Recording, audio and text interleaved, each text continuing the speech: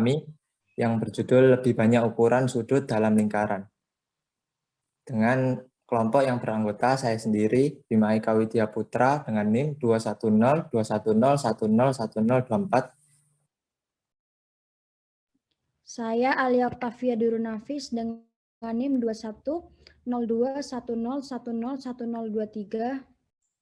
Dengan saya Panaya Ramadhanian Subagio dengan NIM 21021010122.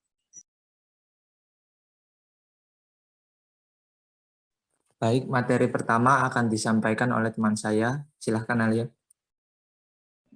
Baik, saya akan menjelaskan tentang definisi garis singgung. Garis singgung adalah garis yang memotong suatu lingkaran tepat pada satu titik. Titik pada perpotongannya disebut titik potong atau titik singgung.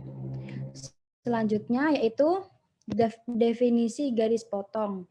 Garis potong adalah garis atau ruas atau sinar garis yang memotong suatu lingkaran tepat pada dua titik. Ilustrasinya pada gambar di bawah ini. Ruas garis AB adalah garis singgung pada lingkaran Q dan titik T adalah titik potong atau titik singgung. Sinar garis CD merupakan garis potong lingkaran Q yang memotong tepat di dua titik E dan F. Selanjutnya yaitu poligon siklik. Poligon atau segi banyak terlukis dalam lingkaran jika titik sudutnya berada pada lingkaran dan sisinya merupakan tali busur pada lingkaran. Setara dengan hal tersebut, lingkaran dikatakan dibatasi oleh poligon. Poligon terlukis di dalam lingkaran disebut dengan poligon siklik. Segitiga ABC yang terletak di dalam lingkaran O dan segi 4 RSTV di dalam lingkaran Q, ruas garis AB, BC, dan AC merupakan tali busur dari lingkaran O. Dan ruas garis RS, ST, TV, dan RV merupakan tali busur lingkaran Q. Selanjutnya yaitu poligon dalam, yaitu suatu poligon yang dibatasi oleh lingkaran jika semua sisi poligon adalah ruas garis singgung pada lingkaran. Lingkaran disebut dengan poligon dalam. Selanjutnya saya akan menjelaskan tentang teorema 6.2.1. Yaitu jika suatu segi 4 terlukis di dalam lingkaran, sudut yang berhadapan saling bersuplemen. Bentuk alternatifnya, sudut yang berhadapan pada segi 4 siklik adalah saling bersuplemen. Ini sama artinya. Selanjutnya, saya akan membuktikan tentang teorema 6.2.1. Diketahui bahwa bidang RSTV di dalam lingkaran Q. Buktikan sudut R dan sudut T saling bersuplemen. Pernyataan RSTV di dalam lingkaran Q, alasannya yaitu diketahui. Yang kedua, besar sudut R sama dengan setengah besar sudut dari busur STV. Alasannya, besar sudut dalam suatu lingkaran adalah setengah dari besar sudut busur yang dipotongnya, yaitu pada teorema 6.1.2.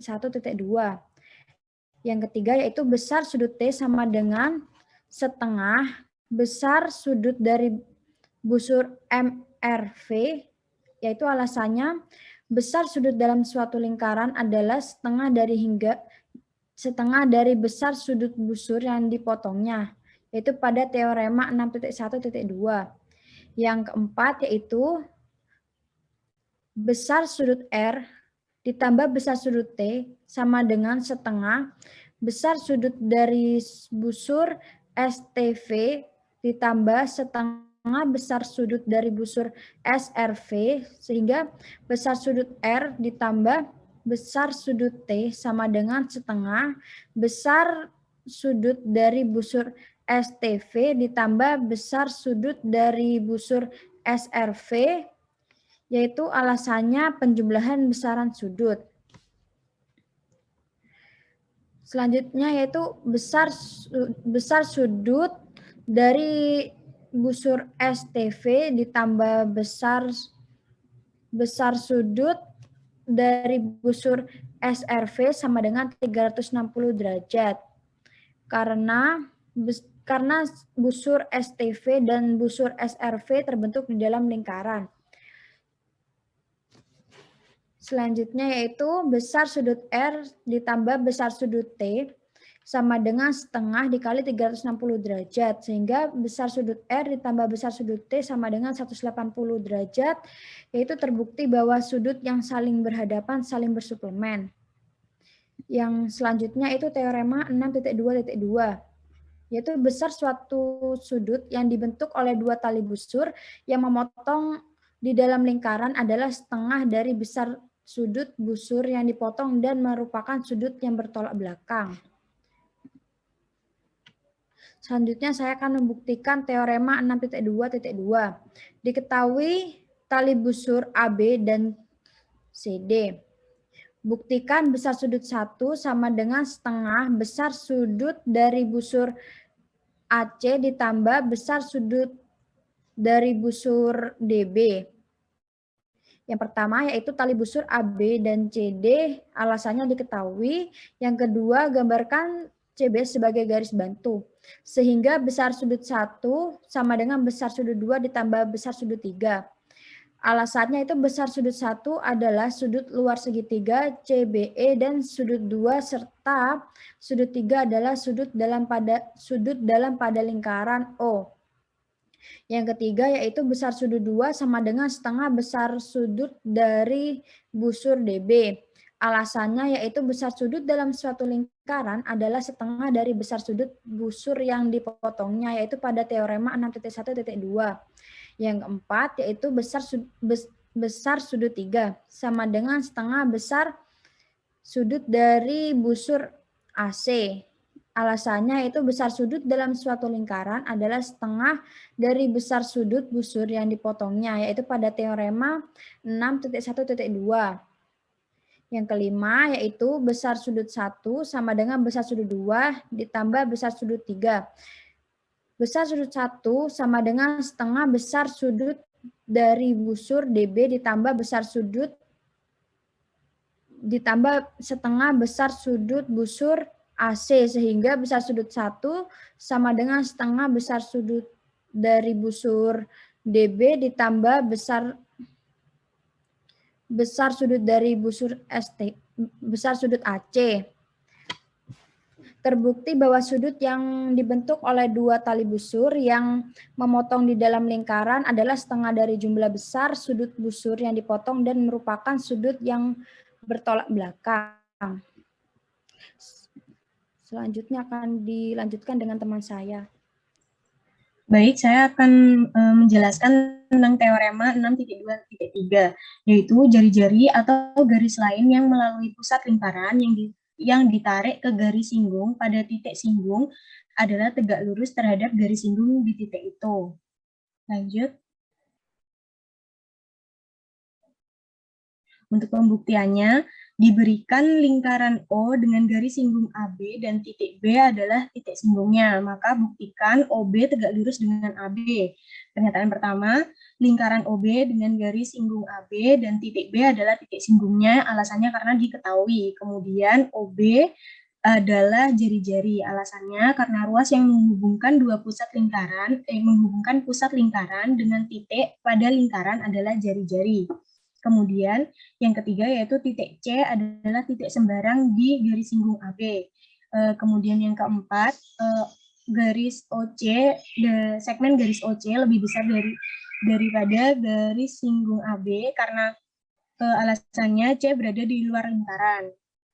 Maka jarak C ke pusat itu jaraknya lebih jauh dibanding B ke pusat. Kemudian yang kelima, OB tegak lurus dengan AB, alasannya karena jarak terpendek dari suatu titik ke garis ditentukan oleh segmen tegak lurus dari titik itu ke garisnya. Kemudian lanjut. Kemudian koroleri 6.2.4 ini dihasilkan dari teorema 6.2.3 tadi, bunyinya ukuran sudut yang dibentuk oleh sebuah garis singgung dan tali busur yang ditarik ke titik singgung adalah setengah dari besar busur yang dipotong. Karena koroleri sudah pasti benar, maka kita lanjutkan ke contoh soalnya. Selanjutnya lagi. Lanjut lagi. Nah, contoh soalnya yaitu diberikan pada gambar 6.330 lingkaran O dengan diameter DB dan garis singgung AC dan besar busur DE adalah 84 derajat. Tentukan yang pertama besar sudut 1, kedua besar sudut 2, yang C tentukan besar sudut ABD, dan yang keempat tentukan besar sudut ABE. Yang pertama, sudut 1 adalah sudut keliling, maka besar sudut 1 sama dengan setengah dikali besar busur DE. Karena tadi besar busur DE sudah diketahui 84 derajat, maka besar sudut 1 sama dengan setengah dikali 84 derajat, maka besar sudut 1 sama dengan 42 derajat. Kemudian yang kedua, karena tadi besar busur DE sudah diketahui 84 derajat, dan besar busur DEB adalah setengah lingkaran yang berarti 180 derajat, maka untuk mencari besar untuk mengetahui besar sudut BE-nya ini yaitu 180 derajat dikurangi 80 derajat sama dengan 96 derajat. Maka untuk mencari besar sudut 2 yaitu sama dengan setengah dikali besar sudut BE. Karena besar sudut BE tadi sudah ketemu 96 derajat, maka dikalikan setengah besar sudut 2 sama dengan 48 derajat. Kemudian yang C, karena sudut DB ini adalah tegak lurus dengan busur AB, maka secara otomatis besar sudut ABD adalah 90 derajat. Dan yang keempat, besar sudut ABE, yaitu ABE, sama dengan besar sudut ABD ditambah besar sudut 1. Karena besar sudut 1 dan besar sudut ABD tadi sudah diketahui, maka tinggal disubstitusikan, yaitu 90 derajat ditambah 40 derajat sama dengan 132 derajat. Selanjutnya. Kemudian teorema 6.2.5. Besar sudut yang terbentuk ketika dua garis potong berpotongan di suatu titik di luar lingkaran adalah setengah selisih besar dua busur yang berpotongan. Untuk pembuktiannya,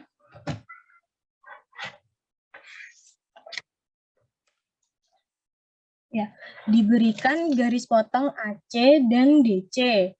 Kemudian buktikan besar sudut C sama dengan setengah kali besar busur AD dikurangi besar sudut BE. Pernyataan yang pertama, garis potong AC dan DC alasannya karena diketahui. Kemudian gambar garis bantu BD untuk menjadi sebuah segitiga BCD. Kemudian besar sudut 1 ini, besar sudut 1 adalah sudut eksterior, yang artinya besar sudut 1 sama dengan ukuran sudut-sudut yang tak bersisian. Berarti besar sudut 1 sama dengan besar sudut C ditambah besar sudut D. Maka untuk mencari sudut C, yaitu besar sudut C sama dengan besar sudut 1 dikurangi besar sudut D. Alasannya besar sudut luar segitiga BCD. Kemudian yang keempat, besar sudut 1 sama dengan setengah dikali besar busur AD, dan untuk besar sudut D sendiri sama dengan setengah dikali besar busur BE. Alasannya karena sudut 1 dan sudut D adalah sudut keliling lingkaran. Kemudian yang kelima, substitusikan pernyataan 4 tadi ke pernyataan 3, maka besar sudut C sama dengan setengah dikali besar sudut AD dikurangi setengah kali besar sudut BE. Kemudian yang pernyataan ke-6, karena ini sama-sama punya setengah, maka bisa dikeluarkan, maka jadinya besar sudut C sama dengan setengah dikali besar sudut AD dikurangi besar sudut busur BE. Maka terbukti. Selanjutnya. Ini akan dijelaskan oleh teman saya. Baik, teorema 6.2.6. Jika suatu sudut dibentuk oleh sebuah garis potong dan sebuah garis singgung yang berpotongan di bagian luar lingkaran, maka besar sudut tersebut adalah setengah dari selisih panjang busur-busur yang dipotongnya. Lanjut. Nah, untuk pembuktiannya diberikan sudut, gambarnya hilang. Diberikan sudut JKH adalah sudut eksterior dari segitiga JKL. Oh iya, ini gambarnya hilang. Buktikan besar sudut L sama dengan setengah kali besar busur HJ dikurangi besar sudut JK. Pernyataan pertama, besar sudut JKH sama dengan besar sudut KJL ditambah besar sudut JLK. Alasannya corollary 2.4.5. Terus besar sudut JKL sama dengan besar sudut JKH dikurangi besar sudut KJL. Ini sifat aljabar.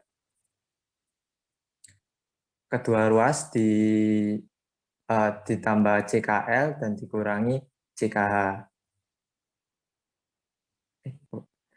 Terus pertanyaan ketiga, besar sudut JKL sama dengan setengah besar busur HJ dikurangi setengah besar busur JK. Ini corollary 6.2.4. Maka besar sudut L sama dengan setengahnya dikeluarkan, setengah kali besar busur HJ dikurangi besar sudut JK. Sifat distributif. Menurut teorema 6.2.6, besar sudut L sama dengan setengah dari besar busur HJ dikurangi besar busur JK. Pada gambar 6.33, sekali lagi kita harus mengurangi ukuran busur yang lebih kecil dari ukuran busur yang lebih besar. Sebuah studi singkat dari gambar-gambar yang mengilustrasikan teorema 6.2.5 sampai 6.2.7 menunjukkan bahwa busur yang lebih kecil atau lebih dekat dengan titik sudut dan busur yang lebih besar itu atau lebih jauh dari titik sudut. Selanjutnya. Nah, selanjutnya teorema 6.2.7. Jika suatu sudut dibentuk oleh dua garis singgung yang berpotongan, maka besar sudut tersebut adalah setengah dari selisih besar busur yang berpotongan. Di gambar 6.3.4, sudut ABC memotong dua busur di titik A dan titik C. Busur kecil adalah busur AC dan busur besar adalah busur ADC. Menurut teorema 6.2.7, besar sudut ABC itu sama dengan setengah dikali besar busur ADC dikurangi besar busur AC. Selanjutnya. Ya, untuk pembuktiannya diberikan garis BD dan titik E adalah titik potong BD yang terletak pada lingkaran. Jadi E-nya akan berada di sini. Ini E. Buktikan besar sudut ABC itu sama dengan setengah dikali besar busur ADC dikurangi besar busur AC. Pernyataan pertama, besar sudut ABD sama dengan setengah besar busur AD dikurangi setengah besar busur AC. Ini teorema 6.2.6. Setelah itu besar sudut EBC itu sama dengan setengah besar busur DC dikurangi setengah besar busur EC. Ini juga teorema 6.2.6. Maka besar sudut ABD ditambah besar sudut EBC itu sama dengan setengah besar busur AD ditambah setengah besar busur DC dikurangi setengah besar busur AC ditambah setengah besar busur EC. Ini sifat penjumlahan. Setelah itu besar sudut ABD ditambah besar sudut EBC sama dengan setengah besar busur AD ditambah besar busur DC dikurangi besar busur AC ditambah besar busur EC. Ini alasannya sifat aljabar. Maka besar sudut ABC itu sama dengan setengah dikali besar busur ADC dikurangi besar busur AC. Ini postulat penjumlahan sudut. Selanjutnya. Nah, untuk contoh soalnya, diketahui gambar 6.34.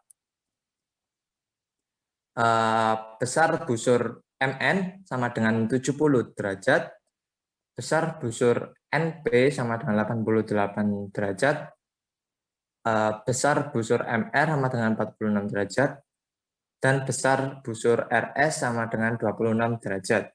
Tentukan A besar sudut MTN, B besar sudut NTP, dan C besar sudut NTP.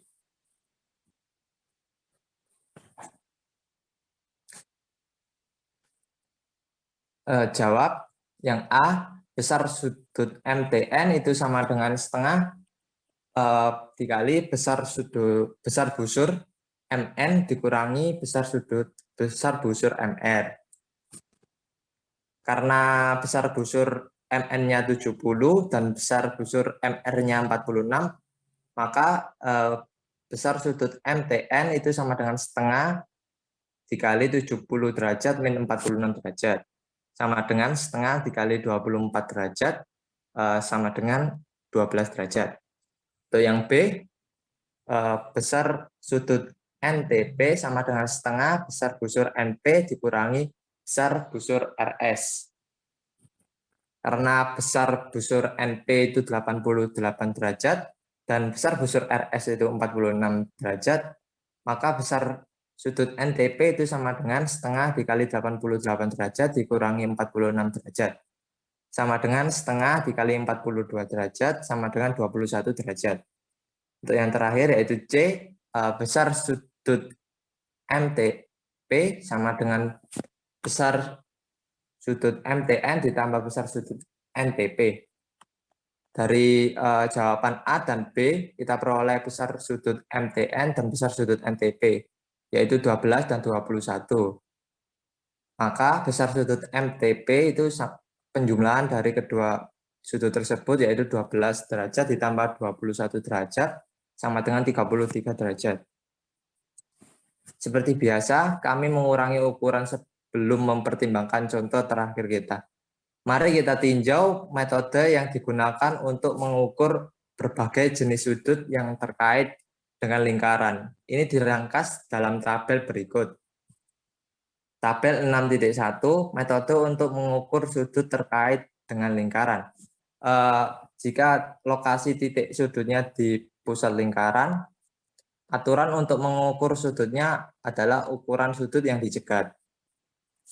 Dan jika di bagian dalam lingkaran, maka aturan untuk mengukur sudutnya itu satu setengah jumlah ukuran dari busur yang dicegat.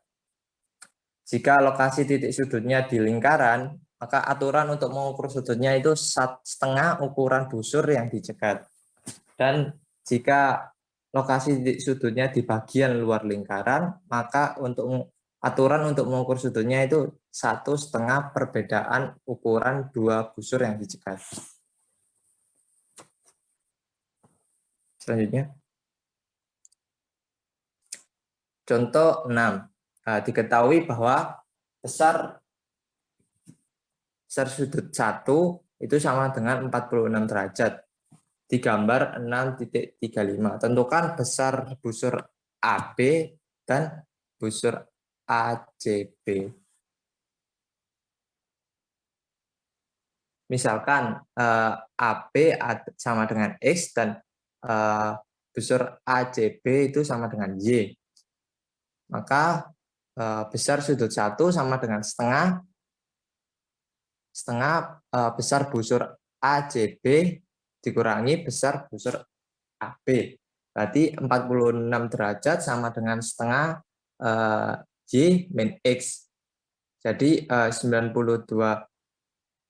derajat sama dengan Y min X. Kita tahu X plus Y itu sama dengan 360 derajat. Itu dari yang minor sama mayor tadi. Maka X plus Y sama dengan 360 derajat. Dan kita tambah dengan Y min X sama dengan 90 derajat. Maka akan menjadi 2Y sama dengan 452 derajat dan Y sama dengan 226 derajat. Karena X plus Y sama dengan 360 derajat, kita tahu X plus 226 derajat sama dengan 360 derajat. Maka X sama dengan 134 derajat. Jadi busur AB itu sama dengan 134 derajat dan besar busur AC B sama dengan 226 derajat. Selanjutnya. Ya, yang terakhir teorema 6.2.8. Jika dua garis jajar memotong sebuah lingkaran, busur yang dipotong antara garis-garis ini kongruen. Selanjutnya. Di mana garis AB kongruen dengan garis CD di gambar 6.36. Maka busur AC kongruen dengan busur BD. Setara besar busur AC sama dengan besar busur BD. Jadi diketahui sudut AD, kita buat garis bantu AD seperti ini. Maaf, kurang rapi. Dan garis CD ini. Buktikan busur AC itu sama dengan kongruen dengan busur BD. Pernyataan pertama, sudut BAD itu kongruen dengan sudut CDA atau A. Jadi alasannya jika dua garis sejajar dipotong oleh transversal, maka sudut dalam bersebangan kongruen. Maka karena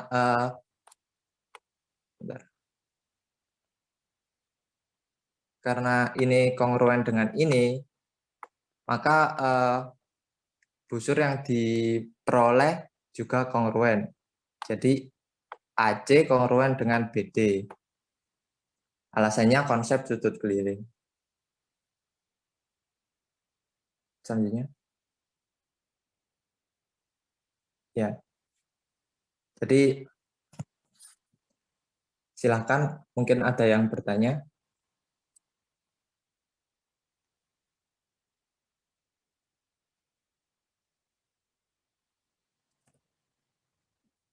Silakan Afni. Baik, terima kasih atas kesempatannya. Saya boleh minta tolong diperlihatkan slide 27. Ya, saya izin bertanya. Itu kan pada pernyataan kedua, tiba-tiba busur AC kongruen dengan busur BD dengan alasan konsep sudut keliling. Nah, itu kok bisa tiba-tiba jadi kongruen? Padahal pada pernyataan sebelumnya kan yang kongruen kan cuma sudut dalam berseberangan aja. Boleh dijelaskan? Terima kasih. Ya, jadi bisa saya jawab ya. Jadi kita tadi buat garis bantu kan, ini AD sama AC.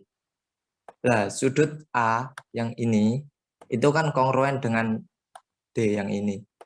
Itu pernyataan pertama. Karena sudut ini kongruen dengan sudut ini, maka sudut keliling yang dibuat atau yang tadi dicegat, yang mencegat tali busur ini juga koruen dengan yang ini kan di depannya A, yang AC itu di depannya D, yang BD itu di depannya A, seperti itu. Oh, mungkin untuk pernyataannya bisa ditambahi dengan teorema 6.1.2 di mana sudut BAD itu sama dengan setengah BD, kemudian sudut sudut CDA sama dengan setengah busur AC. Nanti kan hasilnya kongruen, busur AC kongruen dengan busur BD. Ya mungkin bisa begitu. Terima kasih atas sarannya. Ya baik, terima kasih kembali. Terima kasih juga atas jawabannya. Ya. Selanjutnya Kak Ikotul. Ya, terima kasih atas kesempatannya. Bisa ditunjukkan slide berapa ya? 14 kalau tidak salah.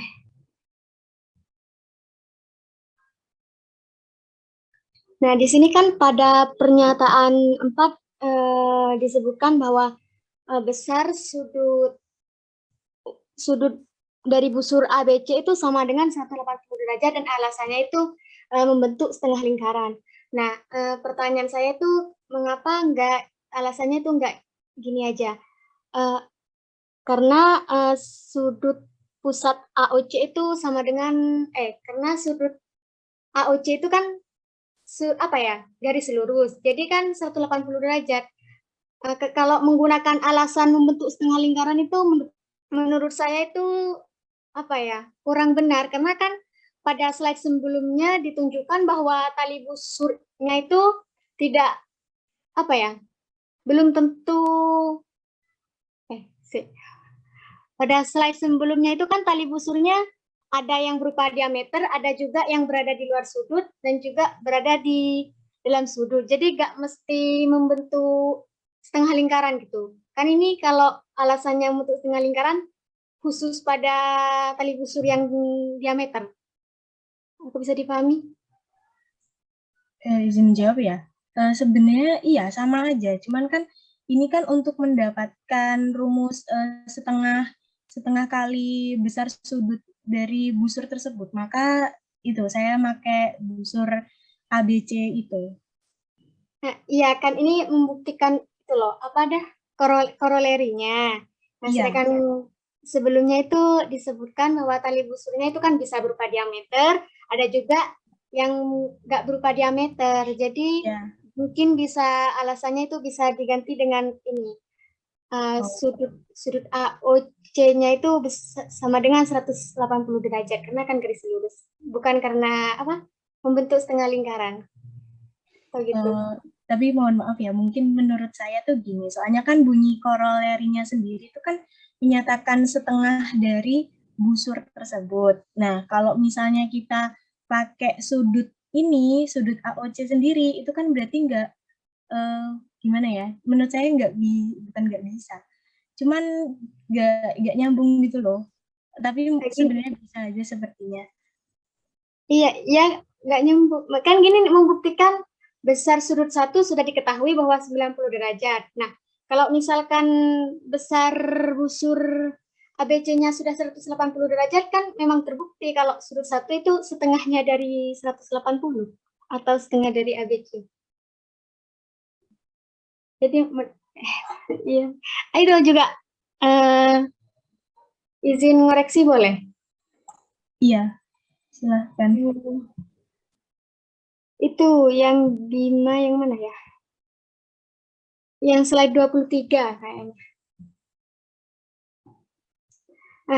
Di buku itu bukan 1,5 kayaknya, setengah semua. Ini kan ada yang 1,5, ada yang setengah, ada yang 1,5 juga. Kayaknya setengah semua deh di buku. Oh iya, ini setengah maksudnya. Oh iya ya. Pengertian ini. Iya, terima kasih.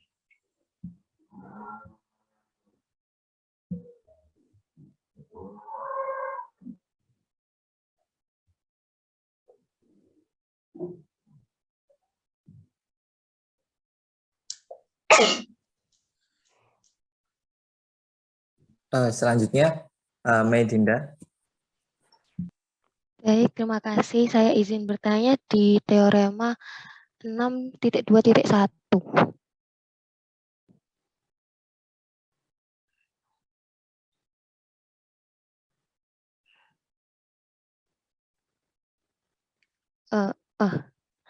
Itu kan sudut yang berhadapan saling bersuplemen ya. Saya mau tanya, sudut yang berhadapan itu yang mana?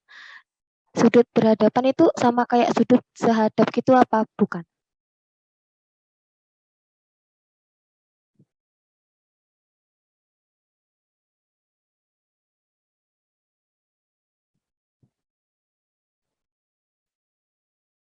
Gimana? Apa bisa diulang? Itu yang di statementnya kan, jika satu segi empat terlukis di dalam lingkaran, sudut yang berhadapan saling bersuplemen. Nah, sudut yang berhadapan itu yang mana yang digambar ini? Terus sudut yang berhadapan itu sama kayak sudut sehadap apa bukan?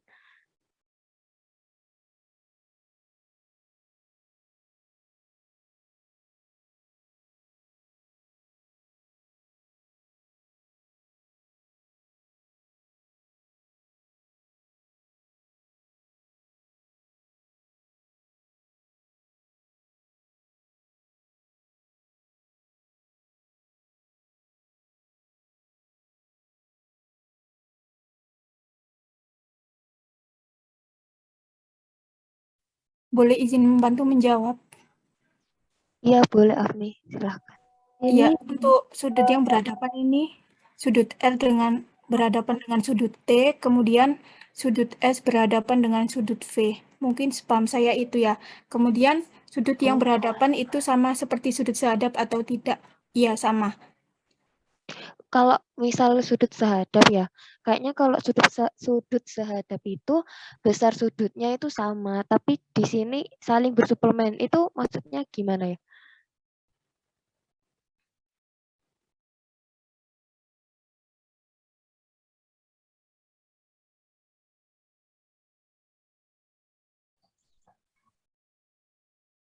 Oh iya, berarti beda. Itu sudut yang berhadapan itu bersuplemen nilai jika dijumlahkan berjumlah 180 derajat.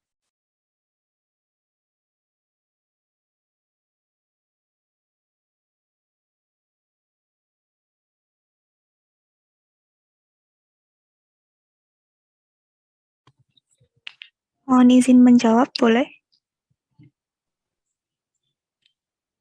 Oh iya, mohon Iya, maaf sebelumnya suara saya siapa apakah? Alfi ya?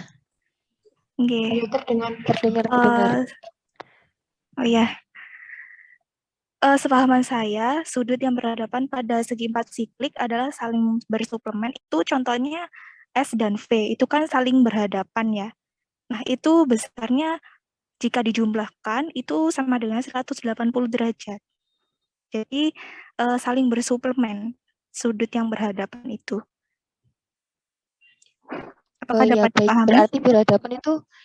Berarti berhadapan itu beda sama sehadap ya, Alfi? Nggih, nggih. Sepahaman saya seperti itu. Oke, makasih Alfi.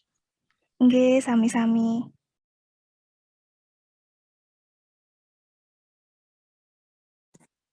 Mungkin selanjutnya Ika Ayu. Baik, terima kasih. Bisa minta tolong ditunjukkan slide 10 kalau nggak salah. Nah, iya itu. Kan itu menggunakan garis bantu CB ya untuk membuktikan teorema itu. Kalau garis bantunya itu AD tapi bukan CB itu apakah tetap bisa untuk membuktikan teorema ini ya?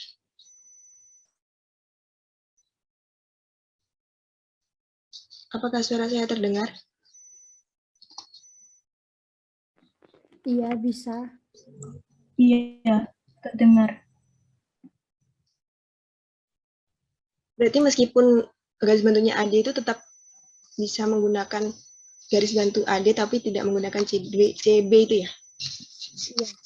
Iya, bisa. Baik, terima kasih. Sama.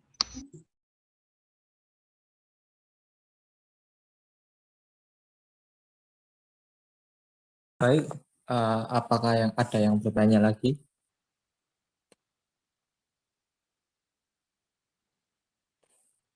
Kalau tidak ada, kita akhiri. Mohon maaf atas kesalahannya. Wassalamualaikum warahmatullahi wabarakatuh. Waalaikumsalam warahmatullahi Waalaikumsalam warahmatullahi wabarakatuh. wabarakatuh.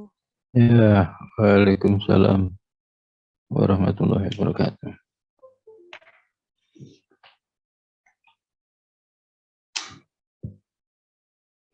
Baik, kita lihat dulu yang tanya-tanya.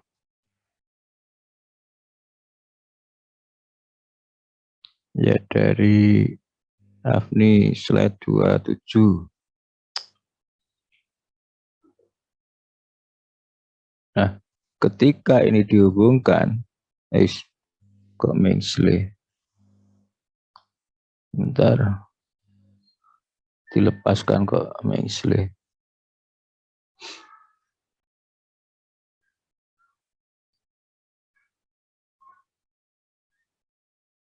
Ya, ketika ini dihubungkan, itu sesungguhnya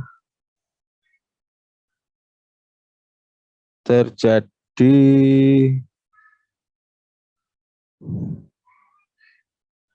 dua sudut yang kongruen. Betul ini ya tadi. Karena dalam bersebelahan ini perlu tanda sejajar ya, perlu tanda sejajar. Nah, sehingga ini, nah kemudian istilahnya tetap pakai bahwa ini sudut keliling gitu aja. Satu ini sudut keliling, dua ini juga sudut keliling. Nah gitu. Satu itu sudut keliling, dua sudut keliling. Sudut keliling itu setengah busur di depannya. Nah gitu aja. Sudut keliling itu setengah busur di depannya. Karena 1 dan 2 itu kongruen, maka setengah busur di depan dia itu kongruen. Nah, kalau setengahnya kongruen, 2 kalinya kan juga kongruen. 3 kalinya juga kongruen, 4 kalinya juga kongruen. Nah, sehingga karena 1 dan 2 itu setengah busur di depannya, sedang 1 dan 2 itu kongruen, maka yang setengah sudut di depannya itu kongruen. Nah, lalu didua kalikan, jadi AC, yang satu didua kalikan jadi BD. Oke, ya bolehlah. Ya ini sudah betul pakai alasan sudut keliling, tapi mungkin kurang jelas keterangannya, deskripsinya saja, ceritanya saja yang kurang jelas.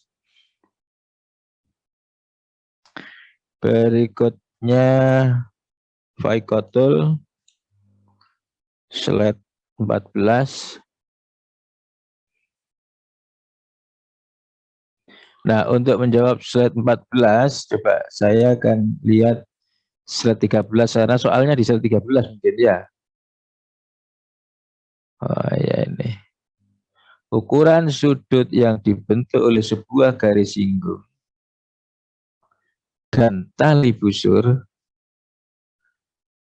ke titik singgung, tali busur ke titik singgung, adalah setengah dari busur yang dipotongnya, busur yang di depannya maksud sebenarnya.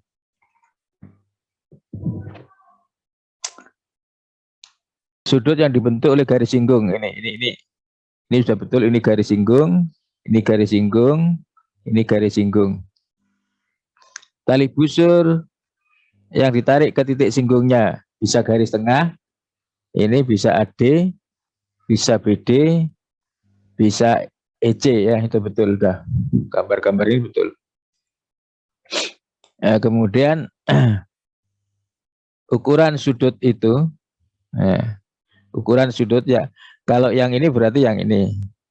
Nah ini. Kemudian kalau pakai tali busur yang ini. Nah ini. Kemudian kalau tali busurnya yang ini. Nah ini. Nah sekarang yang pertama. Ini sudut C. Ya, oh ya ini sudut C. Sudut C saya tidak berarti kelihatan soalnya. Sudut C ini namanya sudut keliling. Ini C ini juga sudut keliling, ini juga sudut keliling. Kenapa keliling? Karena titik sudutnya dikeliling lingkaran. Belum melihat kaki-kaki sudutnya, belum melihat sisi-sisi sudutnya. Tapi melihat titik sudutnya itu sudah dia sudut keliling karena titik sudutnya ada di keliling. Sedang sudut keliling itu tidak melihat kakinya ya. Nah, itu mesti setengah busur di depannya. Setengah busur yang dipotong kata tadi ya kalian semua. Setengah busur yang dicegat. Nah, itu. Tapi yang jelas semuanya itu dalam geometri pakai istilah sudut di depannya. Busur di depannya. Nah, karena ini sudut keliling, sedang sudut yang pertama ini, gambar utama, sudut keliling ini, busur yang di depannya adalah CBA ini. CBA ini. Ya, CBA. Ya, CBA ini kan sudut pusat. Busur di depan sudut pusat ini. Maka dia setengah busurnya ini karena dia sudut keliling. Ini juga begitu. Ini titik sudutnya di keliling ya, ini sudut keliling. Sudut keliling itu setengah BC. Setengah BC. Ya gitu, setengah busur di depannya. Itu dari sebelumnya soalnya. Lalu ini C ini sudut keliling juga, ya setengah busur di depannya. Busur di depannya adalah CAE. Nah, hanya di sini istilahnya sudut keliling. Dan sudah dibicarakan bahwa sudut keliling itu setengah busur di depannya. Ya sudah, artinya kolorere ini sudah tidak perlu dibuktikan. Dia bukan teorema. Jadi cuma kita lihat aja gambar ini. Oh, sudut satu ini 90 derajat. Karena busur di depannya 180. Oh, sudut yang ini enggak tahu ini berapa BC ini busurnya. Oh, sudut yang C yang satu ini berapa derajat, kalau tanya derajat enggak tahu busurnya ini berapa dari busur EAC ini. Ya. Jadi ini kolorere. Aduh, Mbak Wahid. Gatel gitu.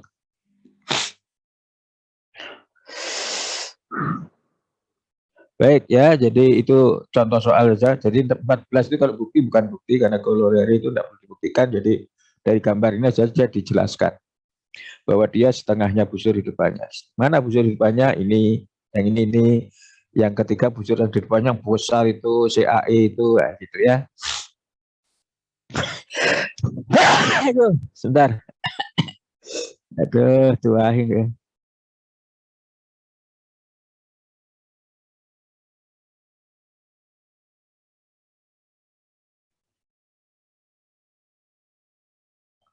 Maidinda, slide berapa? 6 teorema 621. Aduh, tuahin nih. Mau pilek nih.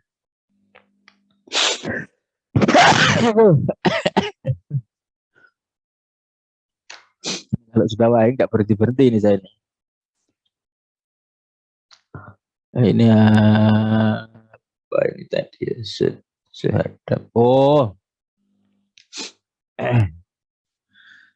berhadapan, sehadap sama ya. Istilah berhadapan, sehadap itu sama. Ya, jadi kalau ini layang-layang itu, nah ini berhadapan, ini berhadapan. Ini juga sehadap, tidak apa-apa, sehadap. Tapi kalau pada segi 5, 1, 2, 3, 4, 1, 2, 3, 4, ya ini sudah ya. Nah ini 1, 2, 3, 4, 5. Ini tidak ada yang sehadap. Sedang yang di depannya 2, ya, mau di depannya. Nah jadi makanya sudahlah pakai istilah yang di depannya itu yang mana, sehingga tidak bisa. Yang maksudnya satu istilah sebenarnya. Sehadap yaitu kalau di depannya ini jadi banyak. Jadi ini yang ini menjadi sehadap dan di depannya bisa saja. Oke lah kalau dibedakan ya, tapi untuk sini untuk segi 4 enggak, kalau untuk segi 4. Nah, ketika ini kita tarik lurus ke sini. Nah, kita geser ngelepasnya. Ini sudut S ini keliling. Sudut S ini keliling. Setengah busur RVT. Sudut V ini juga keliling. Setengah busur RST. Nah, setengah-setengah dijumlah kan sama dengan 180 derajat. Sehingga suplementary. Jadi setengah RTV ya. Aduh, garis lurus lagi mau. Tak kayak nulis. Setengah RVT setengah RST. Ini kalau dijumlah ya, setengahnya dari 360 derajat itu. Ini. Jadi berpelurus lalu dia. Ya, ini dengan ini. Suplementary, oke. Ya, jadi ini boleh untuk ini boleh dikatakan di depannya boleh sehadap ya. Untuk ini boleh di depannya boleh sedap. Tapi kalau yang ini segi 5 ini yang di depannya 2 ini jadinya karena ini yang ini di sampingnya atau sisiannya, sudut bersisian. 1, 2 bersisian. 1, 3 bersisian. Tapi 1, 4 bukan berhadapan. 1, 5 juga bukan berhadapan. Karena 4, 5 ini di depannya. Ya, oke. Jadi nanti bisa dibedakan berhadap dengan sehadap. Nah, berhadapan. Oh iya, berhadapan. Ini ya berhadapan ya.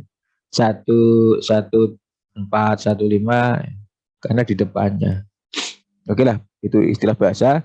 Cuma nanti supaya temannya mengerti mana yang dimaksud. Kalau itu sudah tidak bisa digugurkan ya betul sudah. Ya sudah yang jawab pertanyaan Baitul. Tanya apa tadi lupa saya.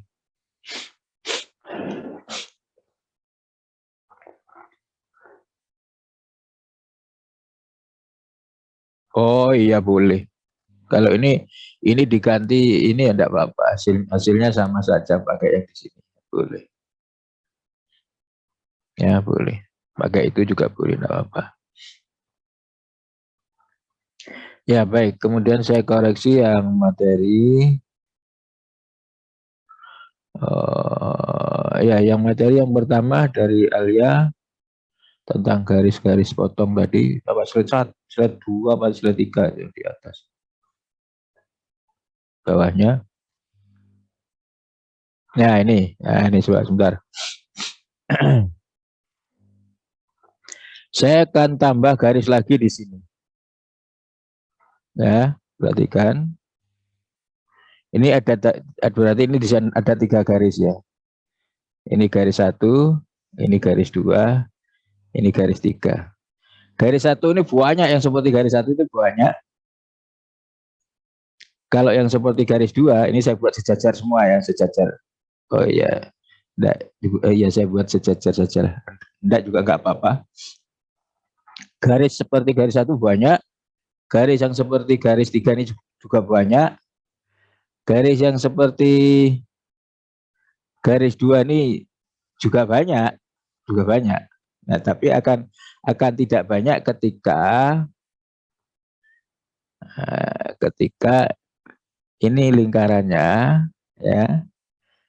Ini saya buat garis-garis yang sejajar ini. Garis-garis yang sejajar. Nah,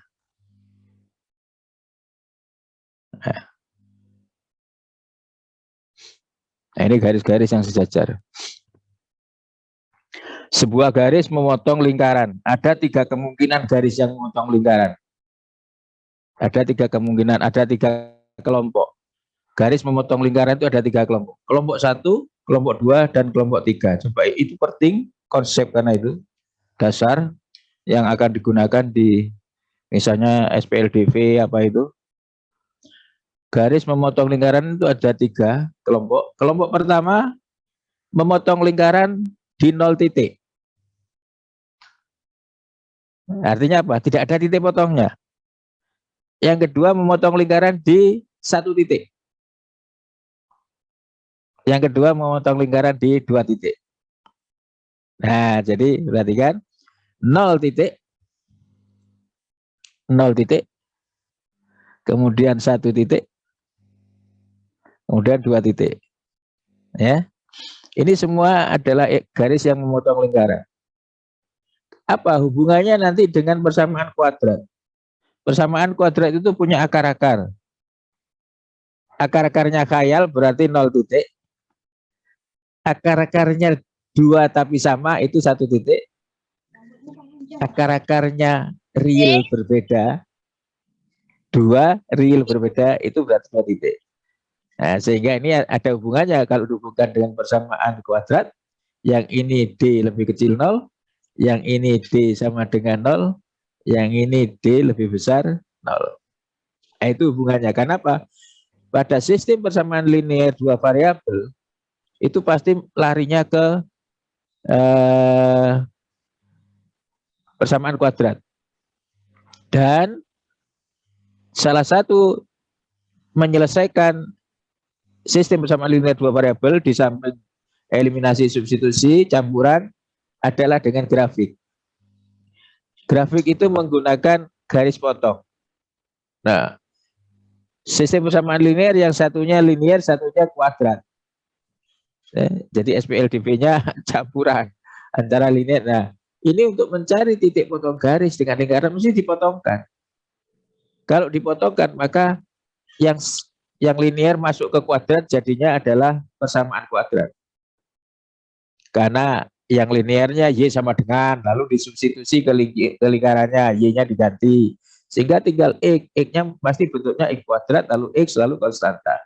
Maka diselesaikan dengan rumus ABC akar-akarnya, ada D. Nah, kalau D-nya lebih kecil 0, oh garis yang motong lingkaran tadi 0 titik potong. 0 titik potong, ada titik potongnya. Kalau D-nya ketemu sama dengan 0, oh berarti garis tadi itu memotong lingkaran di 2 titik yang sama.